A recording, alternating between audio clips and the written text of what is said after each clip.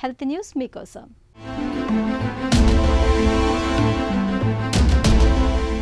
నిద్రలో ఊపిరి తీసుకునే ప్రక్రియకు అవరోధాలు కలిగించే స్లీప్ యాప్నియా సమస్యకు సరికొత్త చికిత్సను సిఫార్సు చేస్తున్నారు మన దేశానికి చెందిన శాస్త్రవేత్తలు.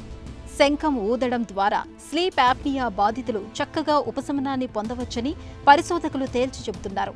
ఇలాంటి వారికి శ్వాస వ్యాయామాల కన్నా శంఖాన్ని ఊదడమే ఎక్కువ ప్రయోజనం కలిగిస్తుందని వారు పేర్కొంటున్నారు. రాజస్థాన్లోని జైపూర్కి చెందిన eternal heart care centre and research ఇన్స్టిట్యూట్కి చెందిన నిపుణులు ఈ పరిశోధన నిర్వహించారు. అబ్స్ట్రక్టివ్ స్లీప్ యాప్నియా అనే ఈ రుగ్మత కారణంగా నిద్రించేటప్పుడు గొంతులోని కండరాలు కుచించుకుపోతాయి. ఫలితంగా శ్వాసకు ఇబ్బంది కలుగుతుంది. రక్తంలో ఆక్సిజన్ స్థాయిలపై కూడా ప్రభావం పడుతుంది. దీనివల్ల నిద్ర నాణ్యత తగ్గుతుంది. ఫలితంగా రోజంతా అలసట, నిద్రమత్తుగా ఉంటుంది. తాజా పరిశోధనలో భాగంగా జైపూర్ పరిశోధకులు స్లీప్ యాప్నియా రుగ్మత ఓ మోస్తారు స్థాయిలో ఉన్న 30 మందిని ఎంపిక చేశారు. ఈ వాలంటీర్లలో సగం మందికి 15 నిమిషాల పాటు శంఖం ఊదేలా శిక్షణ ఇచ్చారు. 6 నెలల విరామం తర్వాత వాలంటీర్లను పరిశీలించినప్పుడు శంఖం ఊదిన వారికి నిద్ర బాగా పడుతున్నట్లు తేలింది.